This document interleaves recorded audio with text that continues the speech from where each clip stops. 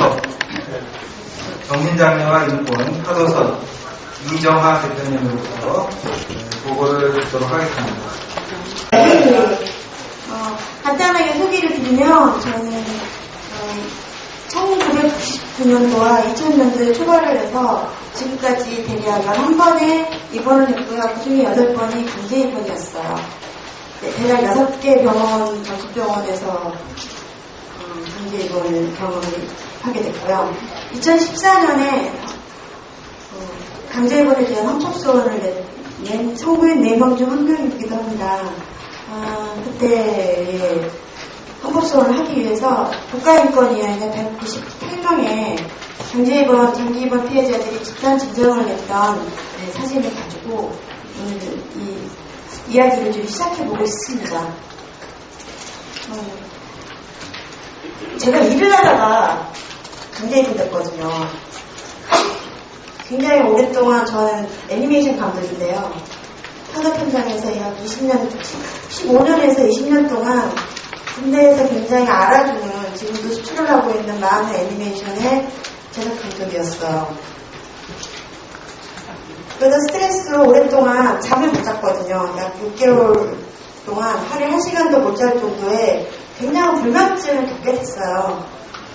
그러면서 공황 상태에 도달하게 됩니다.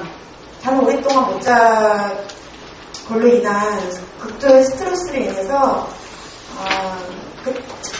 2000년도 당시에 장기불면증이라는 병명을 진단명을 받았고요. 그 사이에 양극성 병동장애, 소위 조울병이라는 진단명을 받았고, 이후에는 저도 알 수가 없어서 의사들도 조울병이라고 그랬다가 조울병이라고 그랬다가 또 하나 더 있거든요. 다음 조금 더 설명을 드리겠지만, F코드입니다. 정신장애는 진단명이 F코드로 나가죠. 그래서 현재 정신적 질환은 되게 많잖아요. 여러 가지가 많지만 정신장애에는 특정적인 코드명을 붙여서 진단명을 붙이게 됩니다. 저는 이 F20, F25, F31을 전부 다 가지고 있어요. 제 주요 증상은 환청입니다. 환청과 환시고 스트레스가 많아지면 환청이 아주 많이 심해져서 잠을 거의 자지 못해서 굉장히 일상생활에 지장이 진짜 많아요. 지금 시간이 없기 때문에 간단하게 넘어가겠습니다. 제가 헌법소원 하기 위해서 병원을 촬영을 했어요. 제가 있었던 병원, 6개 병원 중 한 병원을 촬영을 한 사진을 잠깐만 가지고 나왔는데, 이 병원이 저기 창문처럼 보이지만 사실은 창문이 아니고, 외부에서는 창문처럼 보이지만 내부에서는 전혀 바깥을 볼 수 없는 저기 철사 보이죠? 네. 저 병원에 갇혀 있었습니다. 이 병원의 마당이에요. 외부에서 찍은 건데, 이 마당도 나올 수 없었지만 정의로 탈출할 수 없게끔 되어 있어요. 이게 병원 같습니까? 네. 저게 병원이 아니라 전대포로 수용소와 같았어요. 저는 그런 병원에 계속해서 강제 입원이 되었습니다. 정민의 방법 시행일지.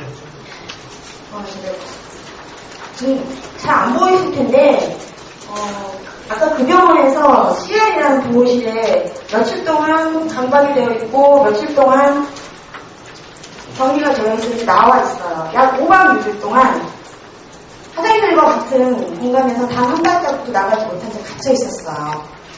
심지어는 똥오줌도 거기서 싸야 돼요.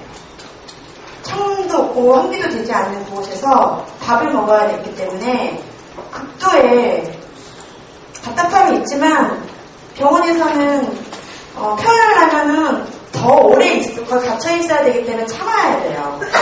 내가 왜 아픈 상태에서 병원에 끌려 들어가서 더 고통이 심한 상태로 겁박을 받았어야 됐을까요? 제가 그것 때문에 정신장애인이 됐습니다. 격리 방법, 쉽게 얘기 말씀드리면, 각자 집에 화장실 있잖아요. 다 자기 집에 화장실 있을 거 아니에요. 네. 거기서 그냥 더도 말고 5박 6일 동안 계셔보세요.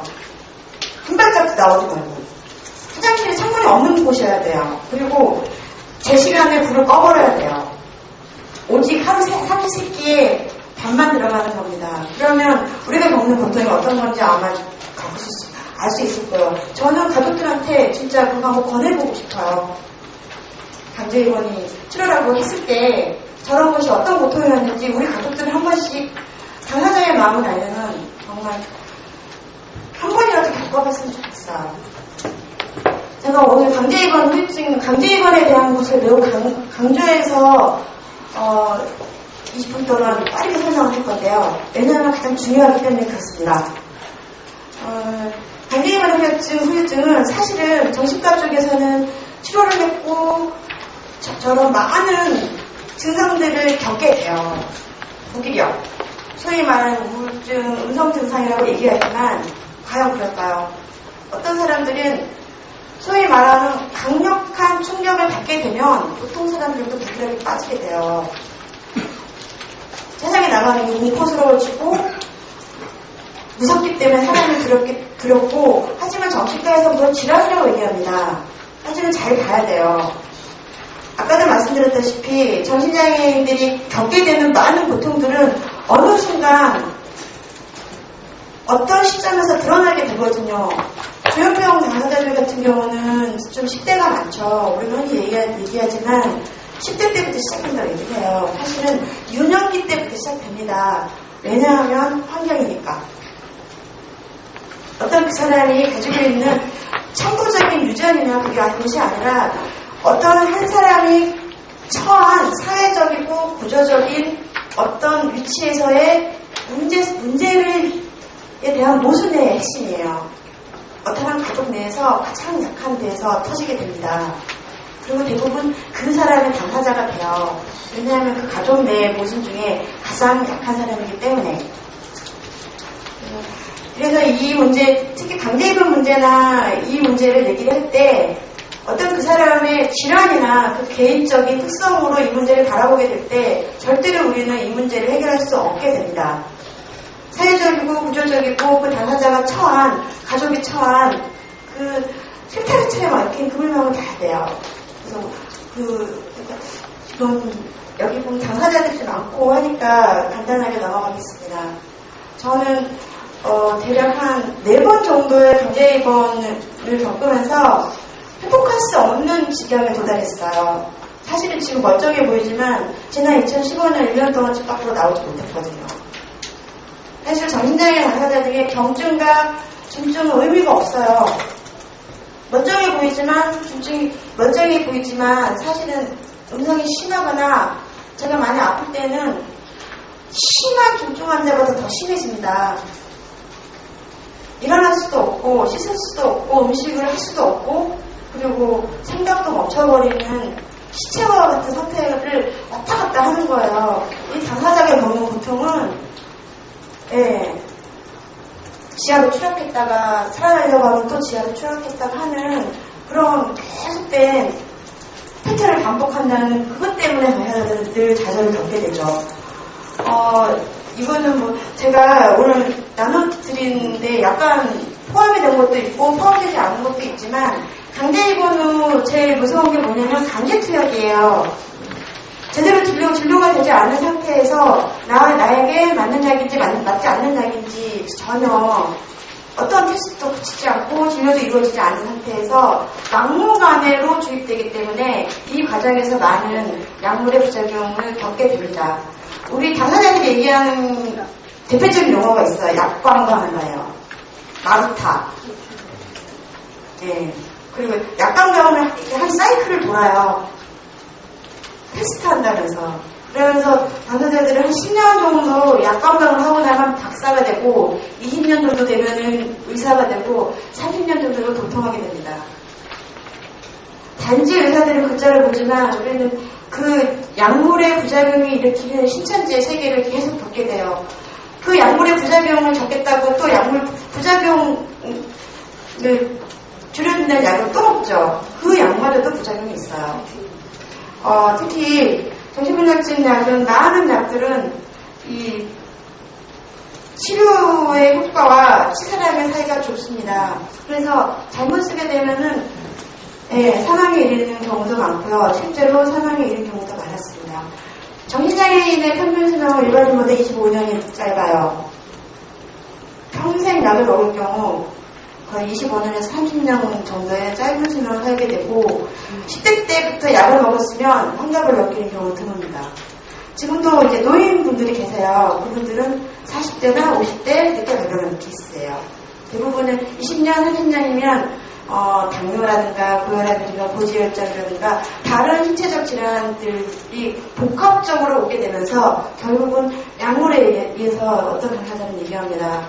내가 이러다 약으로 인해 죽겠구나라고 얘기를 해요. 그렇다고 또 약을 안 먹을 수도 없는 상황에 도달하거든요. 약 안 먹으면 재발하니까. 그래서 늘 그 상황에서 갈등을 하는 거죠.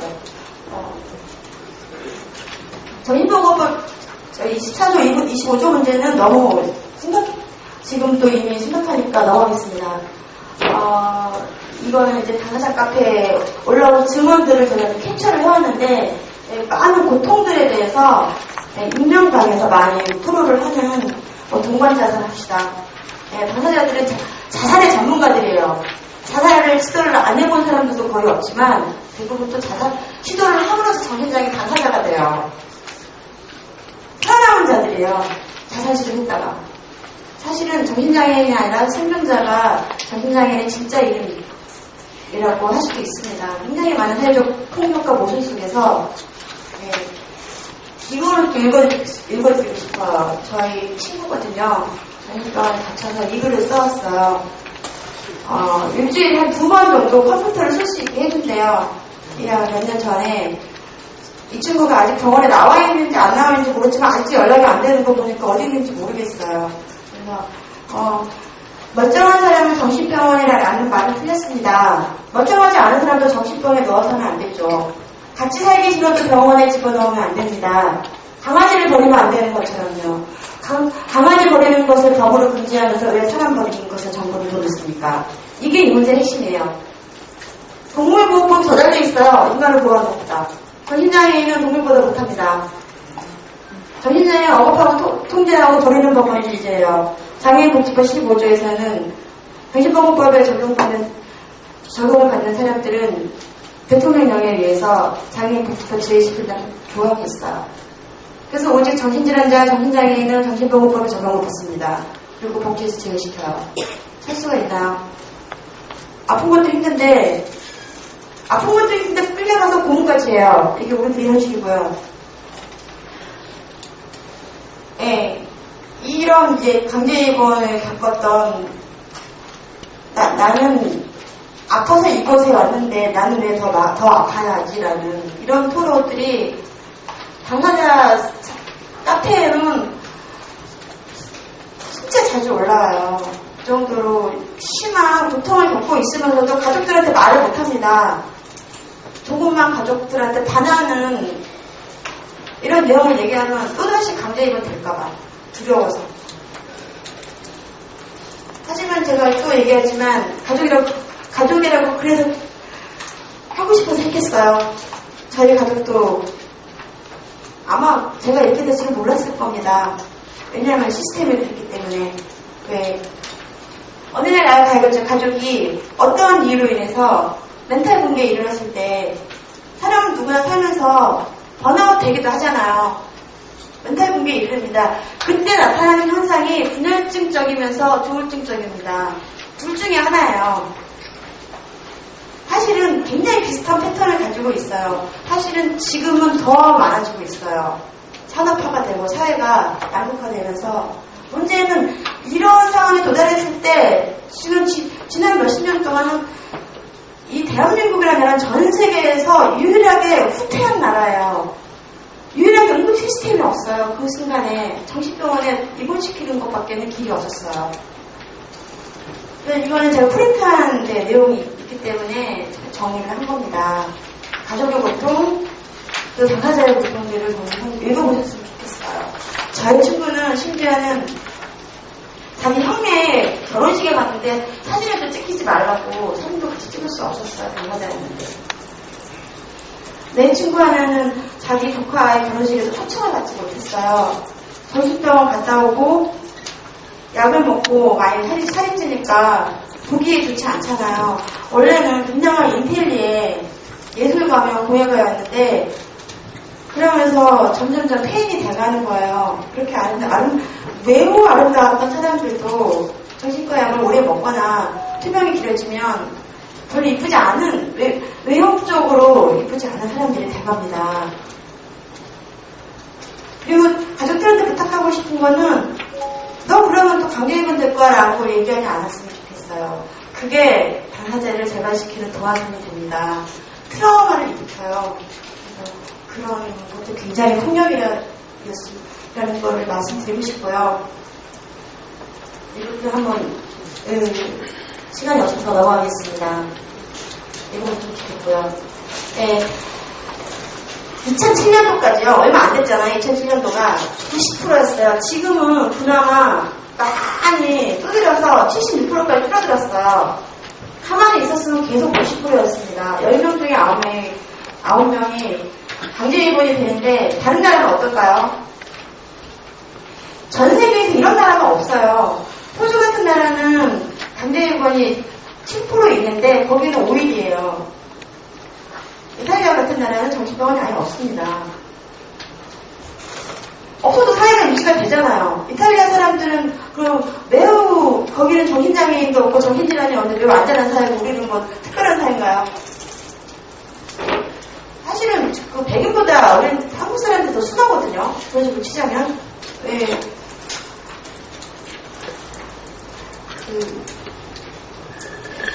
원래 정신보건법이 없던 법이잖아요.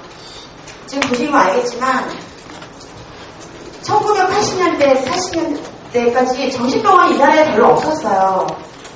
뭐가 있었냐면 옛날에 학생교육 때 행정복지원 그런 대규모 수용소가 있었죠. 양성화시켜서 1996년에 2만 정도의 병상이었어요. 저게 정신병원의 병상수예요.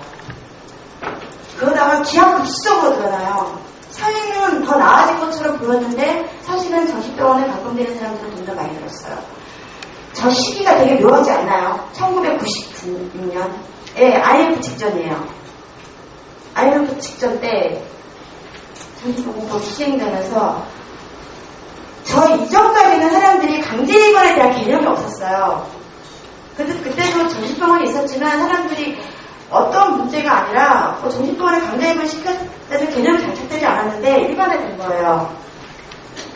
그러면서 지금 현재도 8만 명의 소위 말하는 죄 없는 국민이 정신병원에 감금이 되어 있습니다.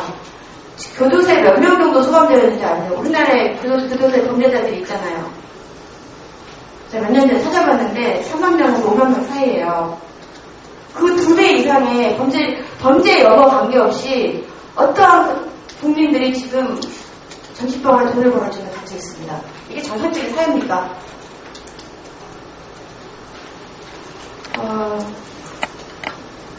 제가 늘상 강조하는 건데 그렇게 응급 상황이 있을 때 응급 시스템이 필요한 거예요. 다른 게 아니라. 근데 지난 몇 년 동안 계속 정책을 제안했으면 만들지 않았어요. 우리는 많은 정책을 제안을 했고 사실은 당사자한테 필요한 것들에 대해서 진짜 몽롱한 얼굴 듣기만 지금 몇 년째입니다. 지금 이 법이 통과되면서 현재 약 2조가 넘는 엄청난 세금이죠. 그 세금이 정신병원 강제예방과 장기입원에 쓰여지고 있어요. 정신보건법 정보개정에 통과되면 더 늘어납니다.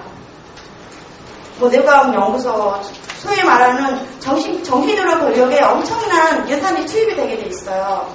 왜? 정신과 의사들이 계속 늘어나거든. 계속 배출한단 말이죠. 옛날에는 아까도 보셨다시피 정신병원이 없었기 때문에 정신과가 비인기학과였어요. 돈 못 버는 학과였거든. 지금은 편하게 돈 잘 버는 학과예요. 정신과 의사들의 후배들이 계속 나를 일자리 만들어줘야지. 그럼 환자들이 계속 늘어나야 되는 거예요. 지금 이 시스템 때문에 우리들의 문제가 나아지지 않고 있습니다. 2014년 기준 서울시 정책토론회에서 발표된 공식적인 숫자입니다. 근데 이게 묘하게 강제입원 피해자 수가 일치해요. 강제입원 피해자 수가 현재 추정 120만 명이고 넓게 잡아 200만 명이 일 거라고 추정합니다. 왜냐하면 전부 다 잡히지 않기 때문에 통계. 어마어마하지 않나요?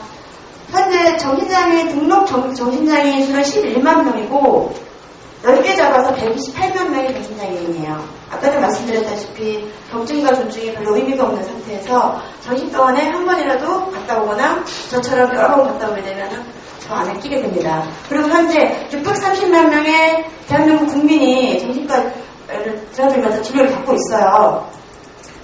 이쯤 되면 어마어마한 인구수죠. 이거는 전 국민의 문제예요. 사실은 내 가족 중에 정신적으로 아프지 않은 사람이 있습니까? 아마 어느 집안이나 그런 사람이 한 번씩 있을 거예요. 그리고 아까도 얘기했지만 정신장애인은 그 특성상 범죄랑 거리가 아주 먼 사람이에요. 아니 마음이 열어가지고 아파서 진짜 두뇌가 오작동 되는 지경까지 이르는 사람들인데 무슨 범죄를 저지르겠어요. 벌레도 못 죽여가지고 맨날 사고를 치고 다니고 너무 착해서 문제인 거지. 오히려 반대예요. 정신장애인들은 범죄의 표적이에요. 여성 정신장애인은 성폭력, 사기의 표적들이에요. 성추행을 당해도 어디다 말도 못해요. 정신장애인이 되는 그 순간 이 나라에 아니 사냥터에 먹잇감이 됩니다. 특히 정신장애인 당해도. 남자들 같은 경우는 좀 마음이 열려서 어릴 때부터 폭행을 당했거나 아니면 군대 가서 많이 발병을 해요. 그런 강압적인 걸 견디지 못해서. 그렇기 때문에 그 특성상 범죄랑 거리가 멀 수밖에 없어서 전 국민의 그룹 중 가장 범죄랑 거리가 먼 그룹이에요. 보셨다시피 2003년인가 한겨레신문에 나온 기사인데요. 그 비장애인 1.2%가 10,000명 중에 120명이거든요. 0.08%잖아요. 그러면 10,000명 중에 8명이에요. 근데 정신장애인이 치는 사고는 범죄라는 것도 되게 경미한 사고예요. 그래서 범죄를 기획하거나 계획하지 못하기 때문에 하지만 가끔씩 대형 사고를 치는 게 가끔씩 있는데 그것만으로도 일반인보다도 굉장히 수치가 낮다는 거죠. 이게 진실인데 이걸 아무리 떠들어도 사람들한테는 먹히지 않는다는 거예요. 현재는 수급자가 되었고 전문가 기자는 누가 쌓여있다. 그럴 수밖에 없습니다. 병원에 입원하면 직업도 있고 병원 의사는 돈을 버는데 당연히 그렇게 되죠. 아까도 말씀드렸듯이 이렇게 정신장애인이 극단적으로 삶이 망가진 거에서 전 국민이 가담을 공모했다고 저는 봐요. 제 지난 3년간, 최근 3년간 저희 당사자 친구 10명이 자살했어요. 여기 진짜 일반 사람들은 친구 한두 명 자살해도 가슴 아프고 힘들잖아요. 저희는 당사자도 자살을 하는 게 일상사야. 최근에는 저희 화도선 멤버가 2014년 자살했습니다. 저희는 항상 삶과 죽음의 경계를 갖고 있다고 해도 과언이 아니에요. 세상에서 죽고 싶어 죽은 사람이 어디 있겠어요. 살고 싶은데 살지 못하게 되고 자살하는 거지. 저희 대한민국 자살공화국의 주인공들, 정신장애인, 자살공화국의 핵심들, 자살공화국의 문제 해답, 돌파구 다 여기에 결집되어 있어요. 이제 넘어가겠습니다. 아직 제가 병원에 있으면서 그림을 그리거든요. 원래 그림을 그리는 사람이라 환자들의 신세라고 제가 그려놓은 거예요. 병원에서. 실험용 토끼, 저게 저희 장사자들이에요. 꼼짝할 수도 없는.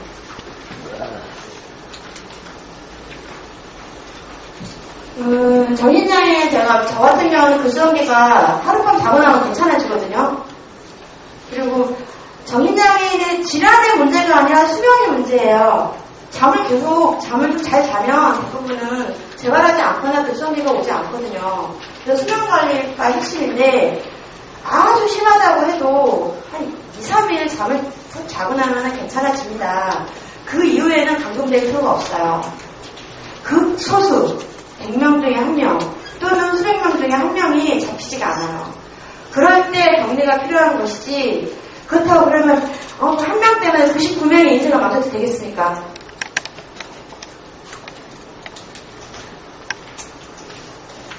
지금까지 이 문제는 오직 환자 본인의 의사가 존중되지 않았기 때문에 생긴 문제였어요. 정신보건법에도 자기 결정권을 박탈하고 정부 개정안도 박탈했기 때문에 우리는 소위 말해 주권이 없는 사람들이에요. 기본권이 없다고 하죠. 이걸 제가 아마 프린트물에 있을 텐데요. 병식이라는 이유로 강제입원 필요성을 굉장히 강조를 합니다. 그런 곳에 놀아나지 않으면 우리 시스템을 바꿔야 돼요. 왜 병식에 문제가 생기겠어요?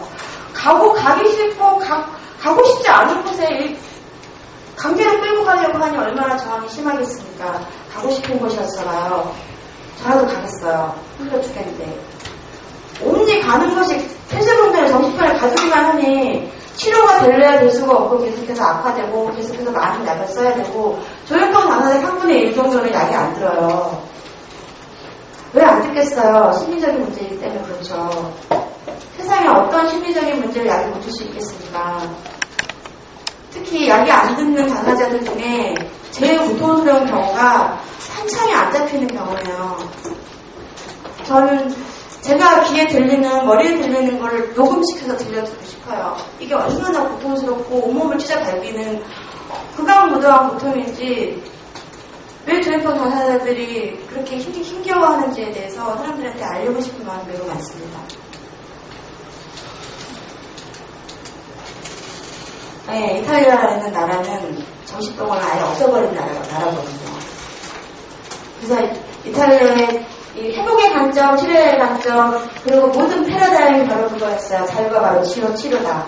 그래서 그냥 개혁을 한 게 아니라 정신병원을 문을 열어버렸어요. 그래서 갈 데 없는 환자들이 어디서 살았느냐? 문 열린 정신병원에서 살면서 협동조합을 만들고 자립 시스템을 만든 게 이탈리아입니다. 매우 성공을 했고 이탈리아에서 가장 잘 나가고 가장 성공한 케이스가 바로 정신장애인 협동조합이고 처음에 그래서 저희 파도선에서 협동조합을 시도했었습니다. 네, 제가 정신병원에 나오면서 몰래 가지고 나온 폐쇄공장에 맞서고요. 이건 아까 나왔기 때문에 넘어가겠습니다. 정신보건법은 기존에 조항이 약 3개 정도 나눠져 있어요. 이거는 제가 프린트물에 지금 포함이 되어 있을 건데 자세히 이거는 조항들을 자세히 보시기 바랍니다. 그래서 권영 총장님이 설명하셨지만 당사자의 입장에서 이 조항들이 일으키는 굉장히 많은 게 있어요. 사실 저기 어디에 강제입원이라는 단어가 없잖아요. 법률의 작동 메커니즘, 조항은 현상을 일으킵니다. 현상은 정확하게 표현할 수 있어요. 왜냐면 강제 입원이기 때문에 그래요. 그래서 심지어는 동의 입원도 강제 입원이에요. 내가 보호자랑 같이 가서 내 발로 자유롭게 입원했는데 해서 3일 동안 의사가 거부하고 그리고 그 이후에 다시 보호 의무자 바뀌는 거예요. 그러면 똑같아지잖아요. 이것은 소위 말해서 자유 입원에 해당하는 것까지 당사자의 결정권을 박탈했다는 거고 경찰관 조항에서 특히 신경을 더 써야 되는 거는 기존에 응급입원이 있었거든요. 지금 44조에 일으키는 건 어떤 의심만으로도 가질 수 있다는 이게 분명히 얘기해 드릴 게 뭐냐면 그냥 일반 입원이라는 거예요. 이렇게 되면 기존의 응급입원 경찰관 조항까지 빨간불이 동시에 켜지게 됩니다. 당사자이기 때문에 이 모든 법률이라는 건 좋은 건 작동을 안 해요. 저희가 정신병원에 병원에 갔을 때 얼마나 안 해가는지 압니까? 이거는 상상을 초월해요. 네, 아무리 조항이 절대 돼 있다고 해도 저런 거 하나 있으면 주차졌죠. 그동안 저희가 이 정부 개정안을 개정하게 단체에서 많이 반대하기 노력을 했지만 사실 다 무시되었기 때문에 얘기를 하고 넘어가겠습니다. 강신명 전수조사 한다 그랬죠. 체크리스트 발표해서 11월 중에 발표해서 저희를 이제 강제 행정입원 시키겠대요. 강신명이. 그래서 진짜 여러 가지 그동안 시위를 좀 했었어요. 국회가지고. 그래서 이거 잠시 말씀드리면 경찰청 법무부 보건복지부에서 나와가지고 간담회를 했거든요. 근데 기본적으로 관점이 정신장애인을 그냥 범죄자 취급을 하더라고요. 기본적인 관점이야. 전혀 당사자에 대해서 알지 못해요. 심지어 이 법안을 만들었던 보건복지부 관계자마저도 당사자를 알지 못하고 오죽했으면 발달장애인과 정신장애인을 동일시해요. 완전 다른 존재들인데. 지금 이것도 아마 프린트물에 나갔으니까 보시게 되고요. 예. 명단 수집에 현재 정신보건센터에 저희 명단을 요구합니다. 우리 명단이 전부 다 정신보건센터에 있거든요. 경찰이 계속 요구하고 있어요. 저는 경찰에 입원이 한번 돼 있었기 때문에 이게 시행이 되게 되면 저는 아마 1순위가 될 것 같습니다. 그 전에 자살할까 생각 중이에요. 다시 끌려고 가서 나의 존엄을 지키기 위해서. 정말 나의 마지막 인간으로서 존엄을 지키기 위해서 도전을 줄까 생각 중이에요. 지금 현재 경찰서에서 전국의 정신병원과 MOE 협약을 맺고 있습니다. 협약이라고 하지만 사실은 정신병원과 경찰서가 연계해서 협약을 맺고 제발 가두겠다는 거예요. 지금까지 나온 정보를 확인한 것이고요. 그래서 저희가 도저히 견딜 수가 없어서 아픈 사람이 나와서 드디어 2월 25일 날 강화문에 가서 집회를 했어요. 사실은 어디 움직이기도 힘든 사람들인데 살고 싶어서. 흰방어법은 폐지되어야 할 겁니다. 이것이 폐지가 되어야 우리가 저 문제를 정말 너무너무 처참하고 이 학살과 같은 상황들을 계속 개혁할 수 있어요. 법이 합법이기 때문에 안 되는 겁니다. 그래서 계속해서 아마도 이거 법이 없을 때까지 계속 폐지 운동을 할 거예요. 그래서 이때 배웠던 피켓들을 제가 앞으로 한 달에 한 번씩 저희가 계속 집회를 하고요. 점점 많은 사람들과 하려고 노력을 할 것입니다. 정신장애인도 세금내는 국민이에요. 우리는 투명한 아픈 사람들이지 이 세상에 나쁜 짓 하려고 하는 사람 아니거든요. 그래서 대안이 뭐냐고 물어봐요. 대안을 못 만드는 게 대안을 못 만드는 게 바로 그 사람들이에요. 당사자를 모르기 때문에 제가 당사자랑 같이 만들면 모든 걸 해결할 수 있는데 왜 이렇게 합니까? 이것으로 마치겠습니다.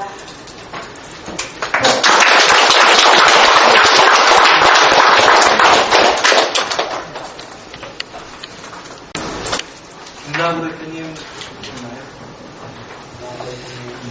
한국정신장애인 자립생활센터 김나구 대표님으로부터 말씀을 듣도록 하겠습니다.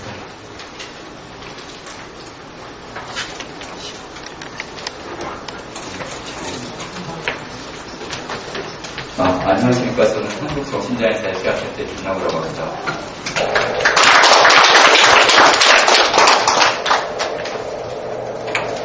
이 자리에 계신 분들이 정신질환 갖고 있는 사람들하고 관계가 있기 때문에 오신 걸로 알고 있습니다. 제가 한번 여쭤보고 싶은 게 있어요. 우리 이 자리에 계신 우리 많은 우리 진짜 동료 그리고 가족 그다음에 관계하시는 분들께 여쭤볼 게 있습니다. 그게 뭐냐면 정신질환자를 좋아하는 얘기지요. 정신질환자를 좋아한다. 손 한번 들어보시죠. 정신질환자를 좋아하는지 여쭤봤는데 손을 한 분이 드렸어요. 저까지 아마 두 명인 것 같아요. 그 얘기가 뭘 뜻하는 거냐면 정신질환하고 정신질환자를 사회가 안 좋아한다는 뜻입니다. 그럼 정신질환하고 정신질환자를 안 좋아하는 게 당연한 걸까요? 그걸 생각해 볼 때 정신질환하고 정신질환자를 안 좋아하는 거는 사실 대단히 잘못된 겁니다. 왜 그러냐면 저는 정신분열증이 굉장히 심했었습니다. 언제 그랬냐면 2000년 12월 달에 처음 발생했죠. 그래서 제가 걸어서 영등포로 체육대회 될 수 있어요. 걸어서 안양항공 갔다 오고 걸어서 수원항공 갔다 오고 걸어서 안산에서 시험대학 돌고 요인까지 내려갔다 온 적이 있습니다. 그게 2001년 2월 달이었어요. 그때 저의 모습은 노숙이랑 똑같았습니다. 어떤 은행이 있는데 보이는데 햇살이 들더라고요. 그래갖고 은행 바깥에 따뜻한 데 앉아가지고 완전히 노숙이랑 똑같은 상태였습니다. 아마 그 정신분열증을 심각하게 앓으면 나타날 수 있는 주요한 모습 중에 하나가 저 같은 상태가 될 거예요. 바깥에서 몇 달 며칠 돌아다녔으니까 여기서랑 똑같은 되는 거죠. 그럼 그때 제가 어떤 생각을 했을까요? 아까 우리 대표님께서는 말씀하시기를 우리 동료들 중에 자살을 생각하는 분들이 많이 계시다. 저는 뭐 거의 다 그렇다. 뭐 이런 말씀하셨는데 사실 저는 자살을 생각해 본 적이 없습니다. 그리고 제가 알고 있는 동료들도 자살하는 것과 관련되었고 그다지 별 생각이 없는 분들이 되게 많으세요. 꽤나 이거는 이제 저의 발언도 많이 편향되어 있기도 하지만 앞서 말씀하신 분도 굉장히 편향되어 있는 발언을 하시는 거죠. 어떤 게 정확한 거냐면 정신질환 때문에 자살하고 싶다라기보다는 정신질환자가 놓여있는 그 환경이 그 사람을 하여금 좌절감을 느끼기 충분한 환경이 되어 있다는 거죠. 만약 우리 중에 누군가가 우울증을 갖고 있다고 칩시다. 그 사람이 우울증을 갖고 있을 때 괜히 우울증이 생길 리가 없어요. 그 사람이 놓여있는 환경이 그 사람을 하여금 우울하기 충분한 조건이 되는 거죠. 그것 때문에 이제 우울증에 걸렸다고 쳐요. 그럼 그거를 입원 치료를 통해서 약물 치료를 통해 갖고 기분을 보통 우리가 얘기하는 비당사자의 수준으로 그 기분의 변화를 고정으로 수준을 가져왔다고 쳐요. 약물 치료를 받으면 효과가 있습니다. 네, 기분이 다시 이제 원래 우울증 받기 없는 상태로 돌아가는 거죠. 하지만 그렇게 됐을 때 내가 왜 살아? 라는 그 생각은 조금 좋아질 수 있겠지만 정신 차리고 보니까 여전히 환경이 달라진 게 없는 거예요. 그러면 재발을 안 할 수가 없는 거죠. 내 기분은 다시 그 우울증 상태의 전으로 들어온 건 맞지만 환경 자체가 안 변했어요. 그러면 그 사람이 나아질 수 있는 방법은 뭐냐면 환경은 보통에서 안 바뀝니다. 거의 잘 안 바뀌어요. 변화 속도가 무지하게 느립니다. 그러면 그 사람이 가지고 있는 생각이 달라져야 된다는 뜻이에요. 그런데 그 생각이 달라지냐면 쉽지 않다는 얘기죠. 정신분열증이 됐든지 우울증이 됐든지 어떤 강박이 됐든지 그 사람이 이미 20년 정도 이상을 가지고 있던 어떤 그 마인드가 있다 그러면 그것이 이런 정신질환 안 한다고 해서 쉽사리 바뀌어지는 부분이 아닌 거죠. 그러면 사람이 왜 우울증에 걸릴까 생각해보면 뭔가는 개인마다 다 지향점이 다르겠지만 그 사람이 가지고 있는 추구하는 바가 있는데 그게 잘 안 이루어졌기 때문에 그렇다고 볼 수가 있는 거죠. 근데 또 하나 말씀드릴 게 있다면 그러면 우리가 추구하는 것이 정말 바람직하고 그런 걸 추구하냐면 사실 그런 문제는 아닌 것으로 보입니다. 이 사회에서 살고 있는 정신질환을 갖고 있는 사람들이 사회를 파괴하고 이런 생각을 하고 있냐면 그건 아닌 거 틀림없고요. 그러면 비당사자들은 그런 꽤나 건설적인 생각을 갖고 있냐면 그게 아니라는 거죠. 실제로 그렇습니다. 아까 그 발언 중에 보면 또는 그 자료 갖고 계신 거 보면 이런 얘기가 나옵니다. 정신질환자에 의한 범죄가 비당사자에 대해서 10분의 1밖에 안 된다 이렇게 나와 있어요. 이거 대단히 잘못된 얘기입니다. 인구수를 따지면 10분의 1밖에 안 될지 모르지만 전체 범죄에 대해 비교를 보면은 0.2%나 0.3%밖에 안 돼요. 잘못된 자료가 돌아다니고 있는 거고 잘못된 자료를 공정하게 얘기를 하고 있는 겁니다. 정신질환을 가진 사람은 이 사람들은 관리만 잘하면 괜찮은 사람들이에요. 라고 말하는 거 대단히 잘못되어 있는 겁니다. 관리가 잘 안 됐을 때 그 사람이 놓일 수 있는 좀 최저의 조건은 저처럼 되는 겁니다. 노숙인 되는 거죠.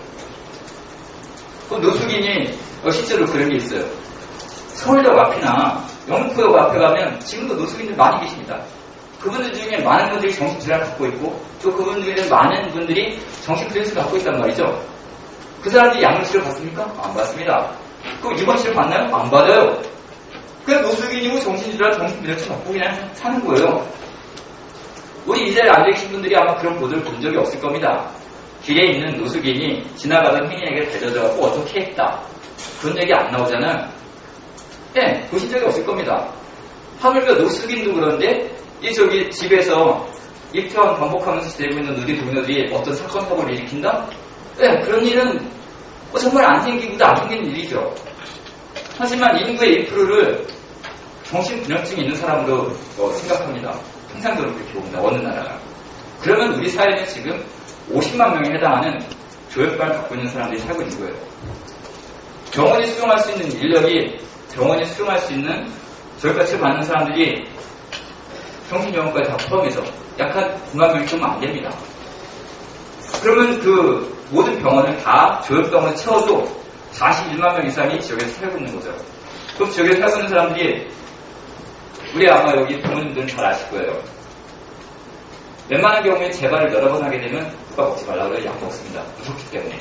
그게 본인한테 힘드니까. 그 다음에 초짜의 경우에는 저도 한때는 초짜였어요.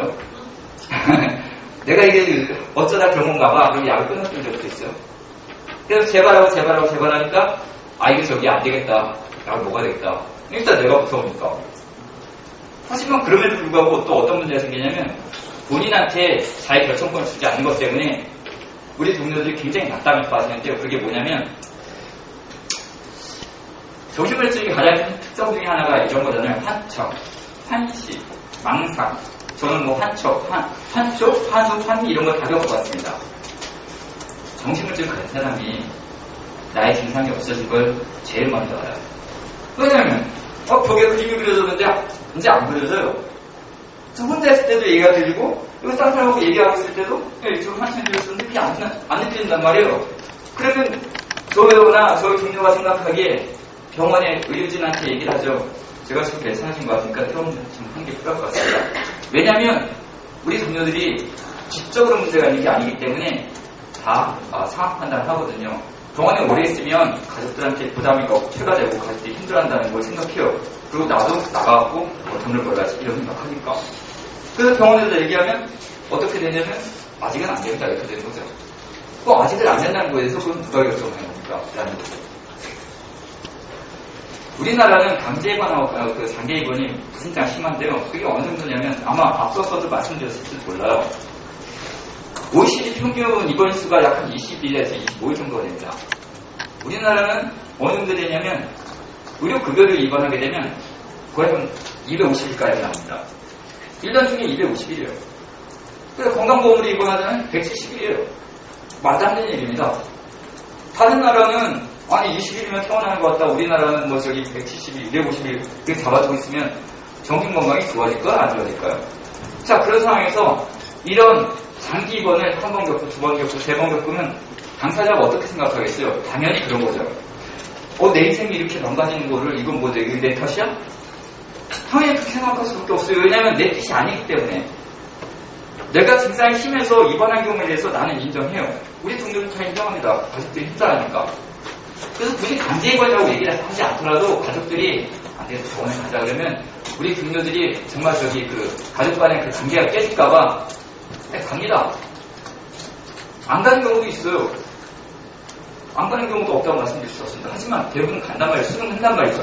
거기에는 본인의 의사가 동의한 거거든요. 가족이 가자고 그럴 때 갔을 때. 그럼 저는 강제 입원을 당해봤을까요? 안 당해봤을까요? 제가 4번 편의점도 입원했었고 다 합해서 14개월 동안 있었습니다. 처음에 10달, 그 다음 6달, 그 다음 3달, 3달. 저희 형님이 가자고 그랬을 때 저는 반대하지 않았어요. 가자고 그럴 때 어디 가는지 모르지만 내가 가죠. 그래갖고 처음 입원했을 때 입원했어요. 그 다음 재발했어요. 재발해갖고 집에서 이제 헤매고 있는데 저희 형님 또 만났어요. 가자. 또 갔어요. 동의한 거예요.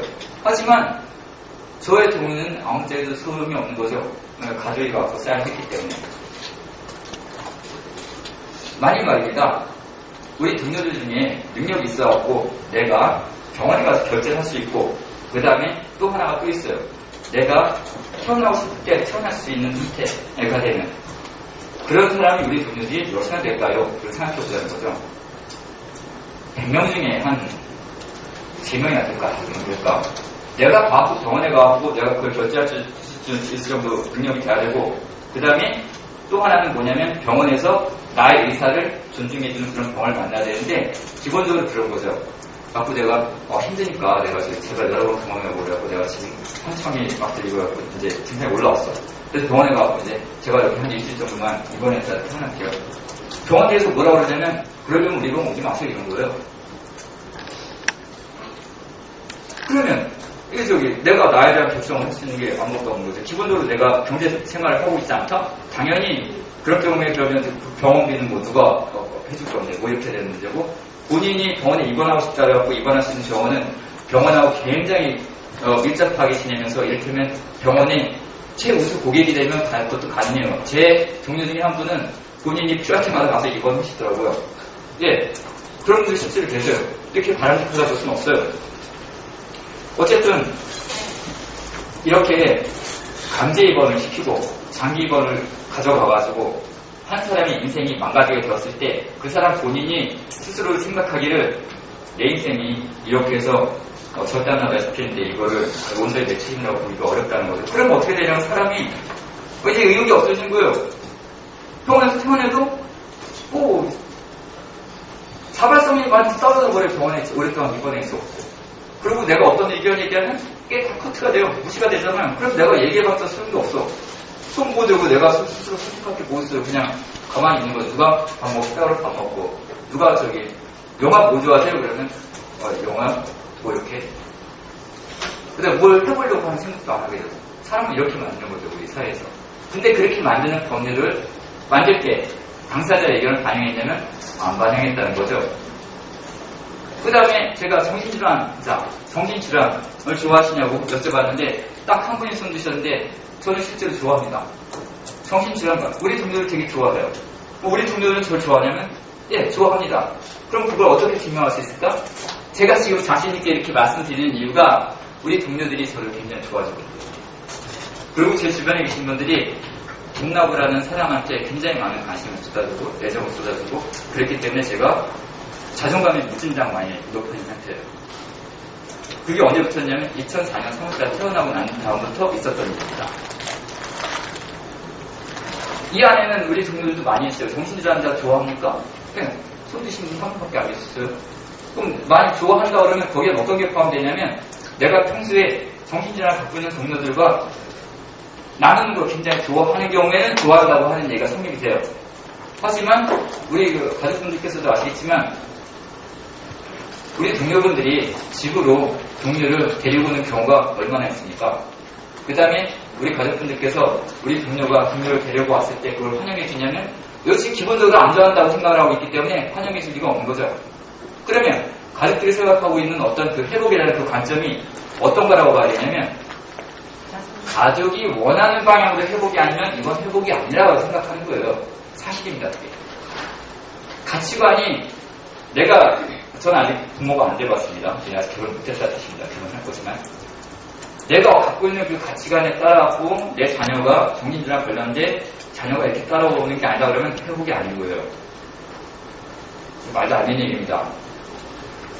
사람은 누구나 자신이 추구하고 싶은 게 있고 자신이 원하는 방향이 있는데 다시 말씀드리지만 아주 가까운 근자에 있었던 일 중에 하나가 스크린도어를 수리하다가 사망한 젊은 청년이 있었어요. 그렇죠? 그러면 그 일이 그 청년이 잘못해서 벌어진 일이라고 보기가 어렵고 그 일과 관련된 매피아라고 부르거든요. 또 매피아라고 불리어지는 그 많은 사람들이 바로 우리 사회를 구성하고 있는 분들이에요. 2년 전에 세월호 사건이 있었던 거 아시죠? 세월호에서 그런 많은 사람들이 사망하게 되었을 때 그래서 그거에 관련된 어떤 책임을 져야 될 자리에 있던 사람들이 지금 다 명칭이 바뀐 부처에서 일하면서 다 승진했어요. 말도 안 되는 사회를 하고 지금 살고 있는 거예요, 우리는. 근데 그분들이 다 우리 사회를 이루고 있는 주류이고 아마 우리 가족분들께서도 사실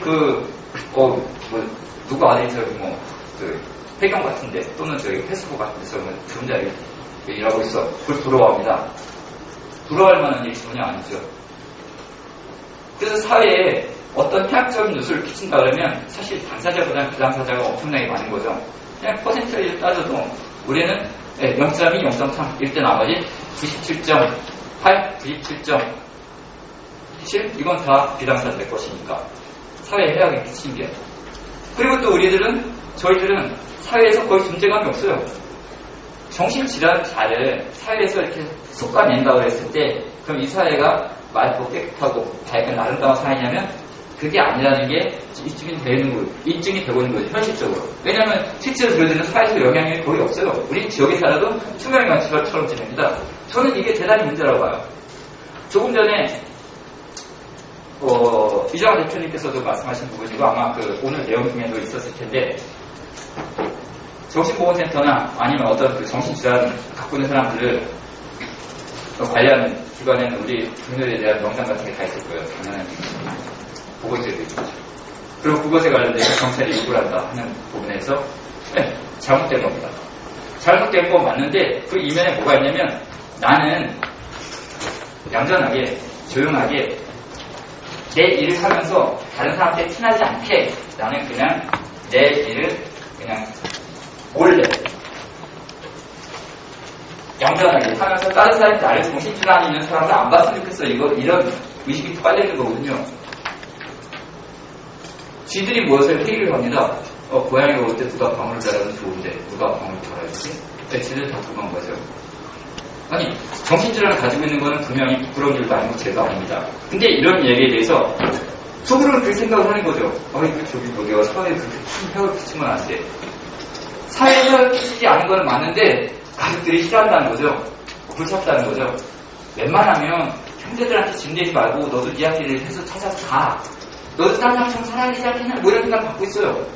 꼭 딴 사람처럼 사는 게 어떤 걸 얘기하는 거냐면 우리 길거리 가다 보면 휴대폰 가게가 많이 있어요. 우리는 저기 휴대폰 요금이 제일 비싼 나라에 살고 있습니다. 그 다음에 휴대폰 가게들이 SK텔레콤, KT 이런 데서 손을 막혀요. 우리는 저희 고객을 위해서 이런저런 상품 많이 준비했습니다. 말도 안 되는 얘기하고 있는 거예요. 밑지면서 파는 거예요라는 그 말이 안 되는 얘기처럼 사실 다른 곳에 가서 우리 이제 조금 있다가 다 집에 가실 때 전철도 타고 가시고 대중교통 이용하시겠지만 선남 선녀들이 보이는 젊은 사람들이 보이는 그 모습처럼 우리 동네에 살길 바란다 했을 때 네, 제가 해보게 되면 제가 해보고 싶었던 게 중에 하나가 뭐였냐면 저는 가전제품 파는 일을 약 한 8년 이상 했습니다.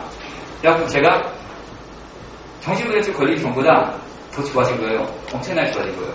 회복? 네, 정신분열증 뛰어넘었어요. 지금 제가 갖고 있는 어떤 영향이 100이다 그러면 70%는 다 정신분열증을 겪고 난 다음에 쌓은 거예요. 제가 물건 판다 그러면 옛날보다 훨씬 더 잘 팔 거예요. 옛날에도 제가 다니는 직장에서 인정을 받았기 때문에 제휴매당 스카웃된 그런 경우에 해당되거든요. 그렇지만 뭐냐면 손님한테 제가 경택이 싫어서 사는 거예요. 너도 남들처럼 사는 것처럼 살아봐라고 하는 거에는 너도 남들처럼 좀 봐고 좀 사람 저기 이렇게 사기도 치고 그러면서 마음에 죄책감도 안 느끼고 그냥 너도 저기 이렇게 해. 그런 똑같은 거예요. 그런 마음을 갖고 있는 그 가족들, 그 가족 분위기, 그 베이스가 건강함을 바탕을 하고 있냐면 그렇지 않다고 보는 거죠. 그게 어떻게 건강해요? 내가 가진 걸 나눌 줄 아는 사람이 돼야 되는데 그럼 그거를 가족들은 나눌 줄 아는 사람이냐면 대부분 안 그렇다는 거죠. 그래도 나는 좀 평소에 착하게 사니까 평소에 착하게 안 삽니다. 어떻게 안 사냐면 이런 지역에서 사회복지기관들, 그러니까 사회복지설이 아니면 교수보센터 뭐 이런 우리 분들이 이용하는 기관이에요. 그런 쪽에다가 제가 알기로는 그렇게 많이 기부 안 합니다. 그것도 기부를 한다고 해도 그냥 마지막에 어떤 최소한의 금액을 그냥 하는 정도로만 하고 나는 내가 그래서 저기 딴 사람들은 저기 뭐 어떤 기부 같은 거 안 되는데 나는 여기 후원하고 있으니까 나는 괜찮겠다. 네. 저기 정신질환 갖고 있는 우리 동료들이 사회에서 발붙일 곳이 없을 때 그래도 그나마 어떤 돈을 벌고 그 경제활동을 하고 그 직장을 다니고 있는 경우에 아마 가족분들께서 사회적인 기업 같은 거라도 만들어갖고 우리 동료들이 정말로 그 사회의 일반 또래들이 돈 버는 것보다 조금 많이 낮게 벌더라도 그런 곳을 이렇게 만들어갖고 자기 스스로가 존재하는 것에 대한 이유를 찾을 수 있게 해준다 그러면 우리 동료들이 저처럼 회복되는 건 아무것도 아닐 거예요. 그런데 그런 노력을 안 한다는 거죠. 대표적으로 당사자 동료가 이성 친구를 사귈 때 당사자를 사귄다 그러면 집에서 거의 다 반대합니다. 왜 반대를 할 이유가 없는 다른 말로 보면 내 자녀는 불량품이기 때문에 또 다른 불량품하고 만나면 안 되고 내 자녀가 결혼한다 그러면 양품하고 만나야 돼. 즉 다시 말하면 비장사자하고 만나야 돼. 그런 생각? 비장사자가 사고방식이 그렇게 좋냐면 안 좋아요. 저도 35살 때까지 비장사자였고요. 비당사자였어요. 그리고 제가 저희를 얼마나 좋게 봤냐면 제가 여태까지 제가 지금 52살인데요. 평생 동안 욕을 해본 게 거의 많이 해봤으면 3번, 그렇지 않으면 5번일 거예요. 그게 어떤 욕이냐면 뭐 이런 겁니다. 우리가 서로 친하지만 어렸을 때 저는 중학교 다녔어요. 우리가 친하지만 서로 친해요. 굉장히 친하다요. 어떤 욕을 사용하냐면 이런 겁니다. 아이캐, 뭐 이렇게, 아이씨, 이렇게. 저는 이런 욕도 거의 안 해봤어요. 얼마나 안 해봤으면, 네, 횟수가 생각이 안 날 정도입니다. 그렇게 살았기 때문에 제가 정신병증 걸릴 때쯤 어떤 생각을 했냐면, 나는 굉장히 다른 생활 사나이에요. 왜냐면 내가 다른 사람한테 피해 주는 거 싫어하고 나는 욕 같은 것도 안 해봤거든. 저한테 그런 근거가 충분히 있잖아요. 하지만 다른 사람 돕는 거에 대해서 전혀 상관없는 사람을 살았어요. 나 스스로 착하다고 생각했지만 내가 다른 사람한테 길에서 헤매고 있는 사람 도와준 적 없습니다. 구걸하는 사람 만나면 제일 지나치고 노숙인 보면 아우 저 사람이 저걸 하고 있어? 이렇게. 근데 제가 2001년 1월달에 요리까지 내려가는 길에 만났던 많은 분들이 저를 도와줬어요. 그분들은 저하고 아무런 관련이 없는 사람들이에요. 근데 자기가 가진 걸 나눠준 사람들을 만났던 거예요. 그래서 그것 때문에 제가 2004년 3월달에 태시밴드에서 태어난 다음에 제가 생각하기를 뭘 생각했냐면 그때 내가 받았던 도움을 내가 그분들한테 다시 대갚을 수 있는 방법이 없으니까 주변에 있는 우리 동료들한테 잘 해줘야 되겠다라고 생각을 했던 거예요. 그래서 동료들한테 테스트를 잘 해주려고 했더니 동료들로부터 굉장히 좋은 평가를 받게 되었고 제가 알고 있는 동료들의 부모님들께서는 제가 그 집에 놀러가는 것에 대해서 다 기뻐하셨어요. 하지만 그런 정도의 사람이 아닌 다음에는 가족들이 아무도 환영해주지 않은 거죠. 다른 가족들이. 그래서 정신질환은 살다 보면 걸릴 수 있는 병이고요. 저는 사실 이게 병이라고 생각하지 않아요. 이거는 사회적인 장애인 거예요. 내가 혼자 집에서 환청을 듣고 망상을 하고 있는 것 때문에 제가 어떤 장애를 겪지 않습니다. 왜냐하면 그냥 앉아서 계속 이러고 있으니까. 근데 어디에서 장애가 발생되냐면 딴 사람을 만났을 때 다른 사람하고 만나서 이야기를 하다 보면 거기서 장애가 발생되는 거예요. 내가 이력서 써가지고 들고 가고 어디다 가서 낼 때 거기서 장애가 발생합니다. 왜냐면 상대방이 나를 안 받아주는. 그래서 제가 이 자리에 계신 분들께 말씀드릴 수 있는 건 뭐냐면 당사자다 그러면 나는 정신질환이 내 인생에 없었으면 좋겠어 라고 생각하면 거기서 빠져나가기 어렵다는 말씀드려요. 증상에서 빠져나가기가 어렵습니다. 그럼 저기 증상에서 빠져나가고 잘 사는 사람은 어떻게 될까요? 제가 약 끊은 지 지금 8년이 됐는데요. 제가 약 끊은 지 8년 됐다 그러면 어떤 분들은 이렇게 생각하십니다. 예, 알겠습니다. 위험한 거 아니야? 약 끊은 지 8년 됐는데 위험하다고요? 예, 위험할 수도 있죠. 근데 제가 옛날에 그렇게 증상이 심했을 때도 제가 사고 같은 걸 안 쳤는데, 네, 또 재발한다고 제가 사고 칠 가능성이 얼마나 있을까요? 본인이 본인을 스스로 시험할 수 있는 길을 줘야 된다는 거죠. 주변에서 너는 이렇게 해야 돼, 너는 이렇게 해야 돼, 너는 이렇게 해야 돼 하는 것 같고, 본인이 자발성 같은 거 전혀 안 생깁니다.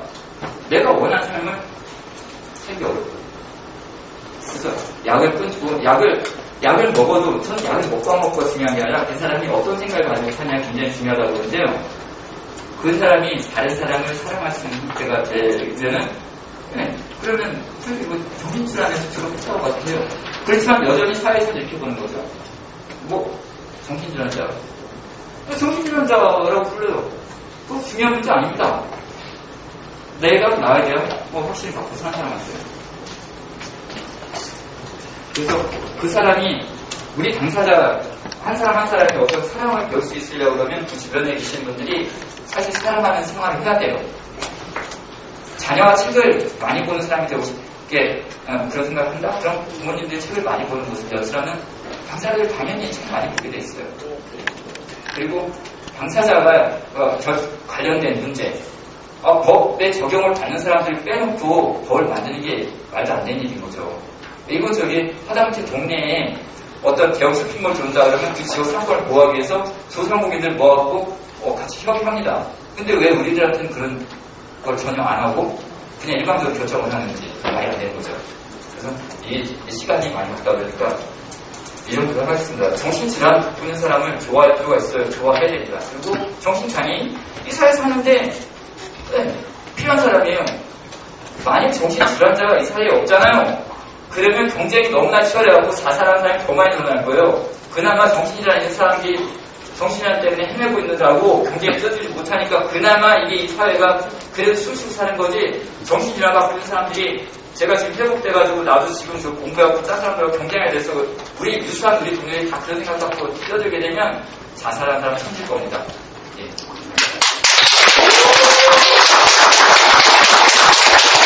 다음에는 한국정신장애인협회 현귀석이라는 말씀을 듣도록 하겠습니다.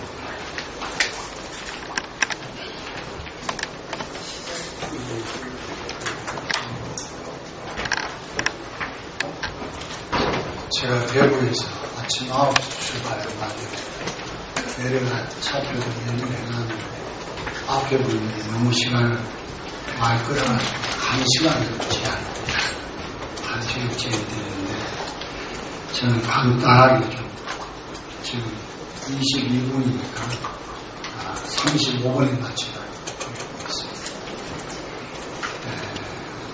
먼저 제 소개를 드리면 저는 13살부터 조울증으로 63살까지 살고 있습니다. 33년째 교회 목회를 하고 있고 정신장애는 최초로 대통령상을 받았습니다.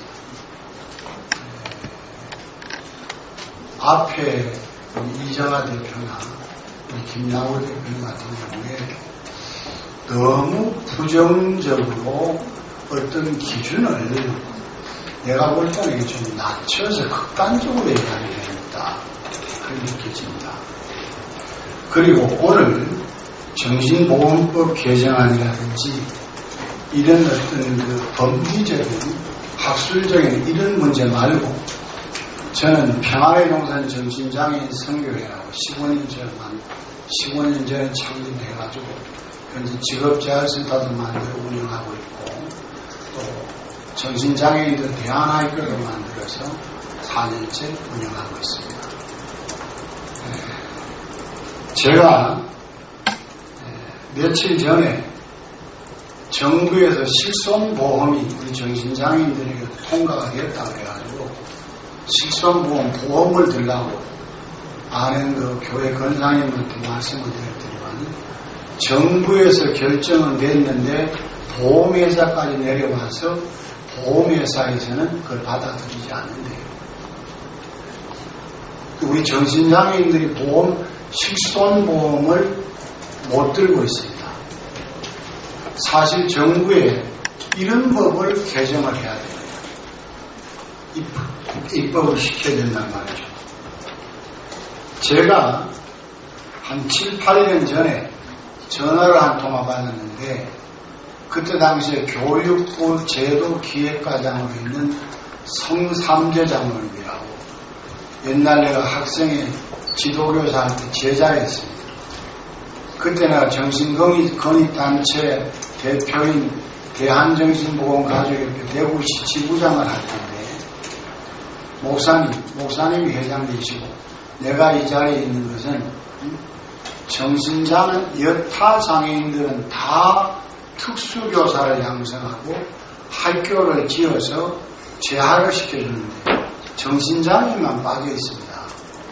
그래서 우선 일단 법을 만들고 내가 뽑으니까 연 2조 가량의 예산이 드는데 기획재정부에서 반대해서 안 해줍니다. 법이라고 만듭시다. 그래서 법을 만들고 거기서 자극을 받아서 제가 정신장애인 대안학교를 이제 설립을 4년 전에 했습니다. 현재 대구에서 하고 있는데 지금은 학생 수가 한 100명이 됩니다. 그리고 또 하나 지금 현재 전국적으로 정신장애인 복지관이 하나도 없습니다. 기타 다른 복지관은 다 있는데 우리 정신장애인들이 이용을 못하게 돼 있어요. 이런 것도 발의를 해서 법적으로 입법을 써요. 대안학교나 복지관이나. 그리고 또 우리 정신장애인 가운데 건강이 양호한 영혼들이 결혼해서 살면은 13평 아파트를 줍니다. 원룸가로 북한이 방을 집을 줍니다. 그런데 결혼을 해가지고 둘이서 그냥 아무 일도 안 하고 기초생활수급 그냥 받아가지고 그냥 놀고 삽니다. 담배나 피우고 같이 뭐 산책 길이나 걷고. 제가 생각하고 연구를 해보니까 우리 정신장애인들을 급수로 나누면은 1기 3급까지는 나눌 게 아니고 사실 3분에서 나누면은 1등급에서 20등까지나 등급을 나눌 수 있겠다. 근데 지체장애인들은 8급인가 6급이 나눠졌잖아요. 손가락 하나는 날아가고 그래서 급수 있습니다.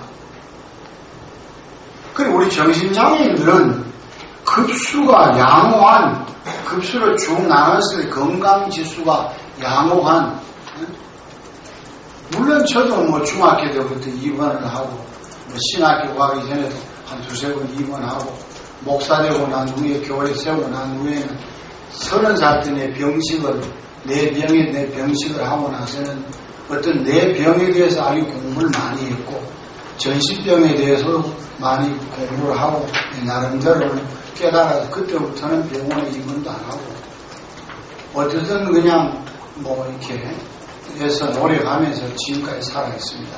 아까 파도소리 이정아 대표는 일시 죽는다고 그랬는데, 저는 63살까지 아직 살아있어요, 건강합니다.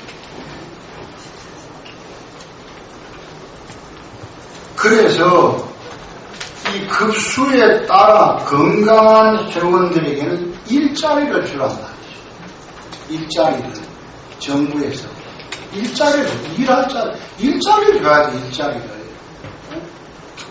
우리 직업자활센터 내 만들어서는 자동차 부품도 끼우고 뭐 이게 조립도 하고 이런 걸 하는데 다 할 수 있어요. 다 합니다. 우리 정신장애인들이 제일 잘해요. 기능만 좀 좋으면 제일 잘합니다. 뭐 이게 지적장애나 뭐 지체장애나 이런 장애들, 정신장애들 제일 잘해요. 건강지수만 양호하면. 그 정부에서 그런 일자리를 안 준단 말이에요. 이런 것도 입법을 해야 돼요. 그리고 지금 현재 국고 보조를 받는 장애인 유형이 정확히는 내가 모르겠습니다. 19개 장애인 그 단체가 국고 보조를 받아요. 우리 정신장애인은 거기에 빠져 있어요. 국고 보조를 못 받습니다. 대한정신보건가족협회라고 해가지고 가족들이 대신 다 받아가지고 막말로 하면 자기들 그냥 다 먹고 돈은 제주는 고비 넣고 돈은 뗏놓이 먹는다고. 제주는 체육대회 가거나 예술대회 하면 다 우리 정신장애인들이 합니다. 그러면 그 주관을 누가 하면 가족들이 돈 받아가지고 자기들이 뭐 이런 떼먹기도 하고 이래 해가지고.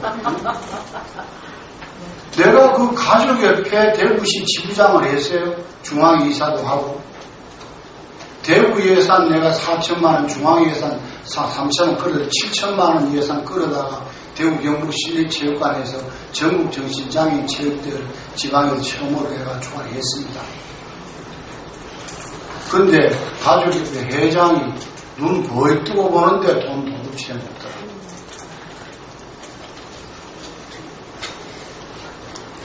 그래서 나는 그러면 인권을, 우리 카미 쪽에는 인권을 중요시 하는데 힘만 있으면 인권은 저절로 따라오는 거다.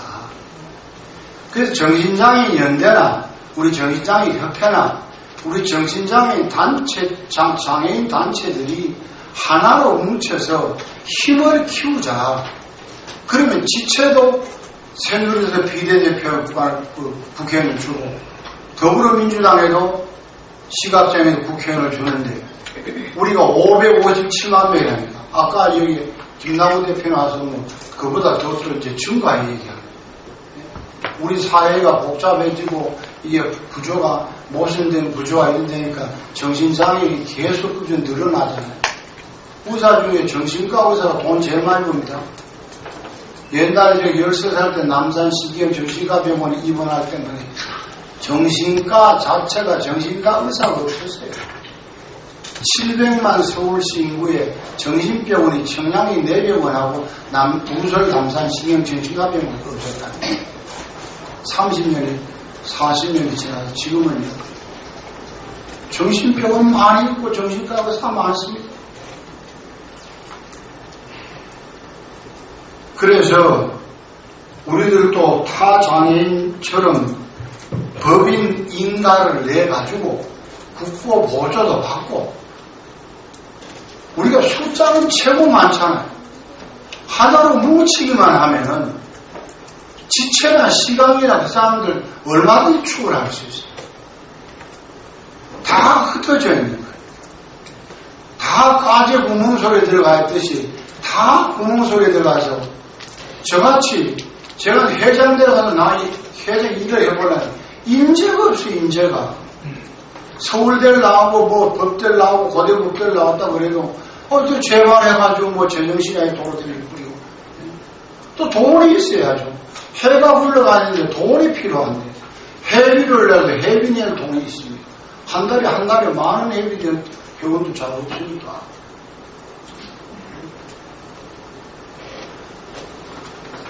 그래서 왜 우리 정신장애인들이 아재 구멍이지 밖으로 못 나오느냐. 교사든 공무원이든 군인이든 공기업에 이런 사원들입니다.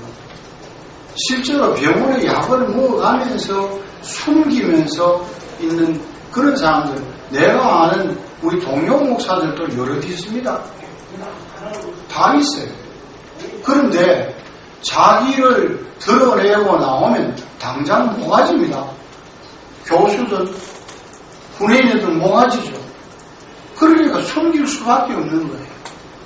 그래서 저는 정부에서 제도적인 합법적인 어떤 그런 법을 만들어서 우리 정신장애인으로서 공무원이나 교사가 하거나 군인을 할 때 불이익을 안 주고 그 신분을 보장해 줄 수 있도록 이걸 입법화시켜야 된다.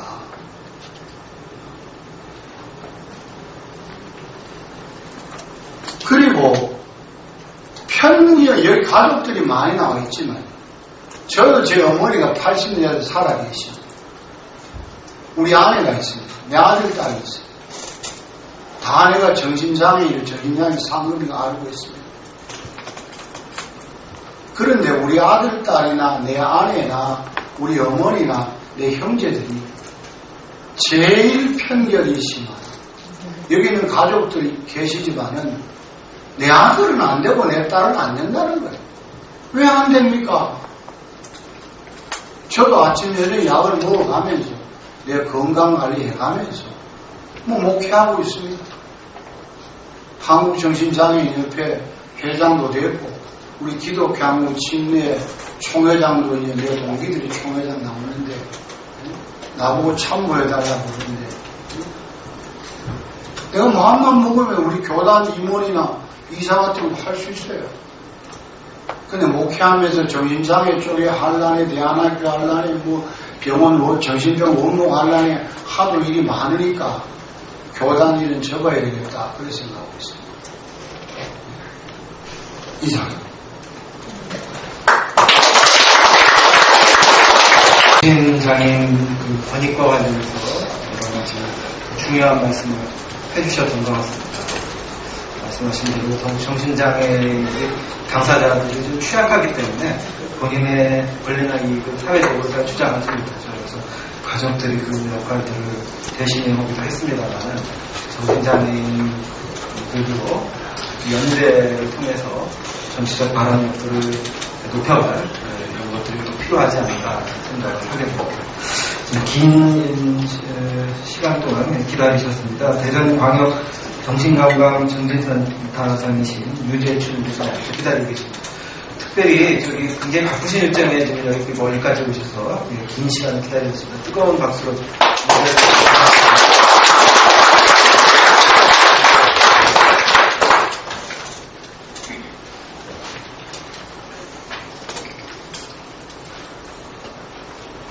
네, 소개해 주셔서 감사합니다. 듣고 있으면서 여러 가지 생각을 좀 많이 했습니다. 시간이 없기 때문에 짧게 이제 좀 말씀을 드리겠는데요.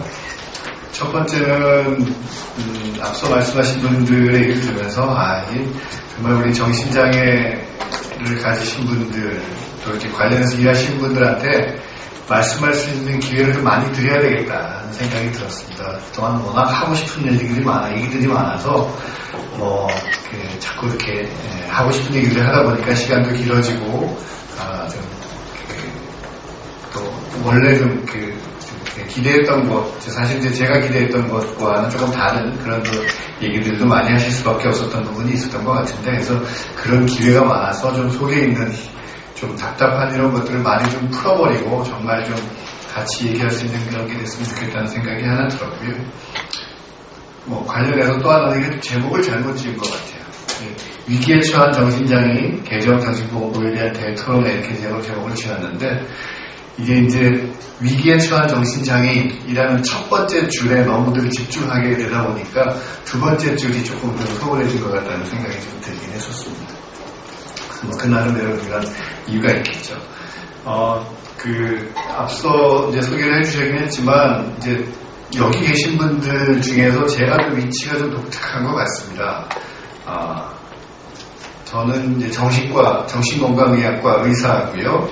그리고 대학병원에서 이제 진료를 계속 하고 있는 사람이고, 또 정신과 의사를 계속 이제 만들어내는 사람이기도 하고, 그리고 기초정신건강센터, 그리고 광역정신건강센터에서 계속 센터장으로 지금 벌써 10년 이상 계속 일을 하고 있는 그런 위치에 있습니다. 그리고 제가 여기 오게 된 것은 정신건강센터 협회가 있는데요. 그 협회의 이제 대표라는 그런 입장에서 이제 오게 됐습니다. 그래서 제가 지금 말씀드리는 내용들은 지금까지 말씀해 주신 분들과는 조금 좀 보는 관점이나 입장이 좀 다를 수 있겠다는 그런 생각을 좀 듭니다. 그래서 먼저는 정신건강센터라는 그런 입장에서 말씀을 좀 드리는 것들이 필요하겠다는 생각이 좀 드는데요. 정신건강 이제 아까 이제 권효 사무소장님께서 말씀을 해주시면서 정신보건법에 대해서 이제 복지적인 측면이 좀 이렇게 소홀하기 때문에 복지적인 측면을 좀 강화하기 위한 새로운 법률이 이제 시도되다가 그것이 이때 이렇게 합쳐지면서 지금 현재의 법이 만들어진 것을 말씀해 주셨는데, 실제로 정신건강센터 같은 경우에 복지적인 측면에서의 그런 도움을 많이 드리지 못했던 것들이 분명히 있지요. 근데 그거는 변명이겠습니다만 사실 그런 것들을 하라고 예산과 인력을 받은 적도 없고 기존에 하고 있는 일도 너무나 많기 때문에 사실 그 부분에까지 충분한 여력이 없었다는 것도 충분히 이제 말씀을 드리고 싶고요. 그래서 이런 이제 법률 개정을 통해서 정신질환자들의 복지에 대한 부분에 대해서 조금 더 관심과 그 예산이나 인력 같은 것들이 좀 지원되고 한다면 그런 것들이 앞으로 좀 더 발전되고 향상될 수 있는 그런 게 될 수 있지 않을까라는 그런 생각이 드는데요. 복지 서비스와 관련해서 사실은 지금 이제 여러 가지 법안 조항들이 이제 좀 들어가 있기는 합니다. 그래서 보면 복지 서비스에 대해서 연구 지원이라든지 고용, 교육, 문화, 또 거주에 대한 부분, 가족에 대한 여러 가지 지원 이런 것들이 이제 있는데, 사실 그 내용들을 보면은 이게 보건복지부가 독자적으로 할 수 있는 부분도 있지만 사실은 고용노동부나 교육부, 또 문화부, 체육부 이런 다양한 다른 부서와 협조를 해야만 또 이런 시행이 가능한 그런 부분들이 참 많습니다. 그래서 과연 복지부가 이 법을 이제 제정해서 이런 조항들이 들어갔지만 이것을 과연 어떤 식으로 풀어가려고 하는지 구체적으로 이제 시행령 시행규칙이 만들어지면서 그런 것들을 좀 뒷받침할 수 있는 그것들이 만들어지지 않으면 법률에 이런 것들이 있다 하더라도 그냥 선언적인 의미로 그치지 않을까라는 우려가 있습니다. 그래서 복지 서비스라는 것들이 이제 이 새로운 법률 안에 포함됐을 때에 이것들이 이제 시행령 시행규칙 안에서 정말로 그것이 실현될 수 있도록 하는 구체적인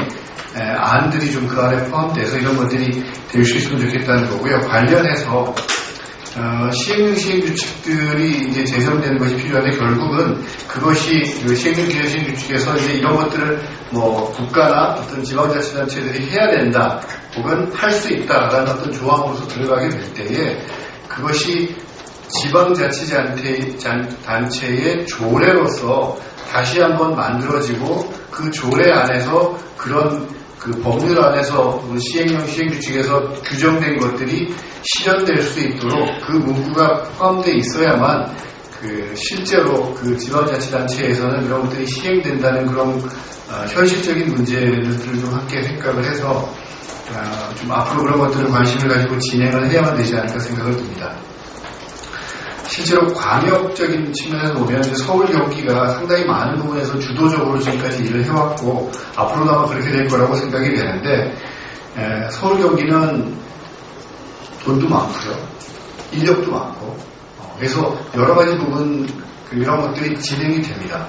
근데 제가 이제 지방에 사는 사람으로서 사실은 그동안 많이 느꼈던 것들 중에 한 가지가 뭐냐면 서울과 경기도는 지방과는 좀 다른 나라입니다.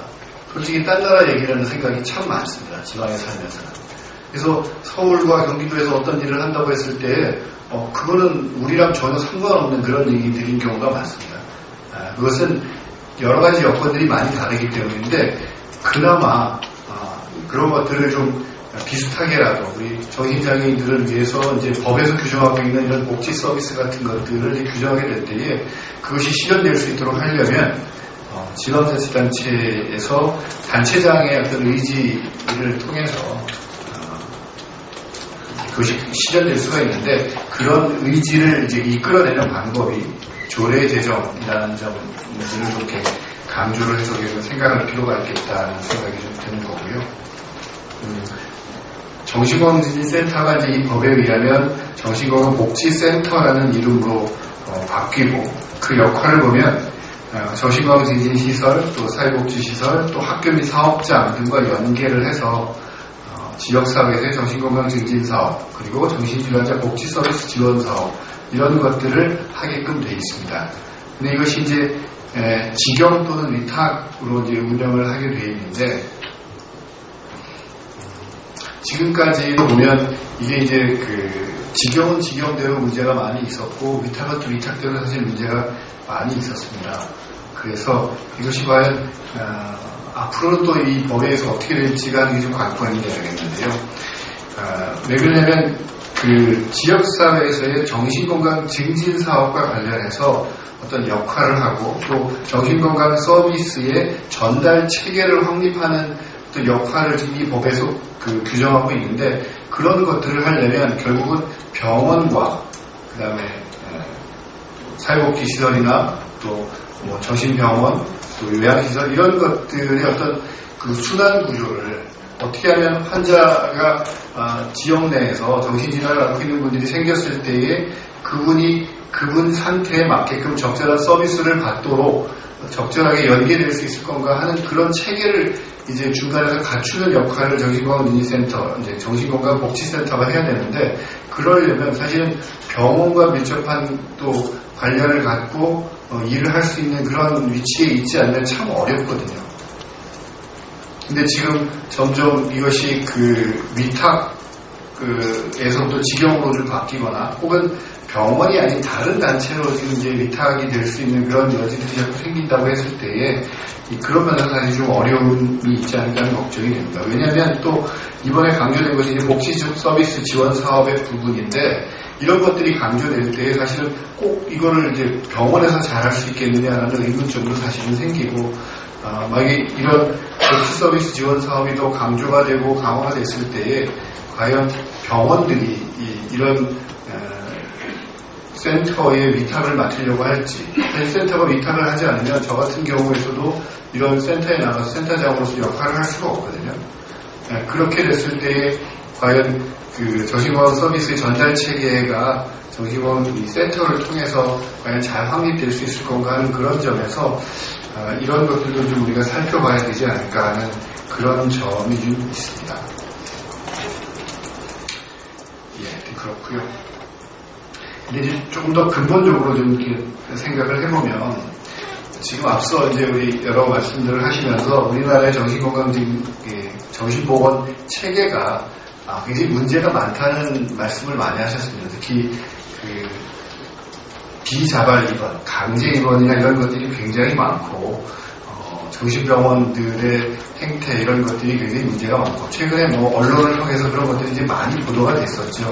그래서 이렇게 강제 입원을 하는데 어떤 적절한 절차나 이런 것들도 제대로 지키지도 않고 환자가 정말 꼭 입원 치료가 필요한지 이런 것들에 대한 확인도 제대로 없이 입원하는 그런 부분들도 분명히 이제 드러났습니다만, 그러면 과연 그런 것들이 어떻게 해야 정상적인 이제 자리를 잡아갈 수 있을 건가 하는 것들을 지금 우리가 고민을 해야죠. 아까 용인병원 얘기도 잠깐 나왔었습니다만, 그 전 세계에서 이게 저수가로 인해서 환자 병원들이 이 환자들의 수가가 너무 낮아서 더 이상 치료를 할 수가 없다. 그렇게 해서 퇴원을 시키겠다라고 해서 환자들을 퇴원시키고 그것을 통해서 탈원화가 진행되는 그런 일들은 전 세계 유례가 없습니다. 정말 있을 수 없는, 그러니까 정말 저 듣도 보도 못한 일이 지금 벌어지고 있는 건데요. 그러면 왜 이런 일이 우리나라에서 생기고 있는가를 좀 생각을 해봐야 됩니다. 외국의 경우에는 대부분의 나라에서 그 탈원화가 진행이 되고 환자들이 병원에서부터 지역사회로 돌아가서 이제 좀 거주하게 되고 이런 변화들이 일어나는 것들이 가장 큰 원인이 그 입원 비용들이 너무 높아져서 사실은 그 지역사회들이 그런 입원 비용들을 도저히 감당할 수 없기 때문에 정말 좀 퇴원시켜서 지역사회에서 이제 거주하게 되면서 관리하는 것이 훨씬 더 비용이 적게 된다라는 것이 그 탈원화가 진행된 굉장히 주된 요인이 됐었습니다. 근데 우리나라에서는 그게 지금까지 안 되고 있죠. 왜 안 되냐면 정부에서 정책적으로 입으로는 탈원화를 하겠다라고 하고 지역사회 중심의 정신보건을 하겠다고 하지만 그게 안 되는 이유는 너무 싸기 때문에 그렇습니다. 정신보건 지금 물론 이제 여러 가지 측면이 있습니다만 실제로 굉장히 많은 환자들이 병원에 입원해 있으면서 의료급여의 경우에 의료급여로 해서 지출되는 돈들 중에서 정신과에 지출되는 돈의 비중이 굉장히 큽니다. 그것은 그러면 의료 수가가 높아서 그런 게 아니라 한 사람 한 사람의 수가는 굉장히 낮지만 너무나 많은 사람들이 오랫동안 입원해 있기 때문에 그걸로 인해서 지출되는 비용이 너무나 큰 것이죠.